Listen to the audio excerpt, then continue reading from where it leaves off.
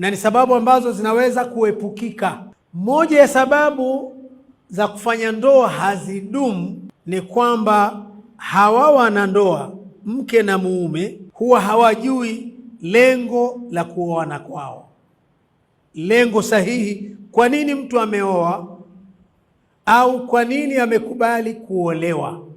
Kutoelewa lengo sahihi la ndoa huja ikawa ni sababu ya hii ndoa kutodumu. So mwingine hana mpango wa kuoa, panatokea mnasaba katika familia, wanakutana wanafamilia, wanamwambia wewe Juma, makamu hao hujaoa, hata mwenzako yule mlimaliza wote shule amekushaoa na ana watoto wawili, wewe unakuwa hujaoa bwana, unatutia aibu bwana. Wanamharas, wanamtafutia mchumba, kesho kutwa anaoa.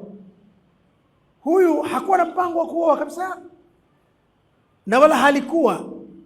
Wale kama wangeweza angalau wangemhamasisha akajua faida ya ndoa na malengo ya ndoa ni haya, kwa nini usiwe nayo. Kwa hiyo anajikuta tu ashakuwa na mke, kitu ambacho hakikuwa katika raghba yake wala hakikuwa katika mipango yake. Amejikuta tu kama vile amenasa kwenye mtego fulani.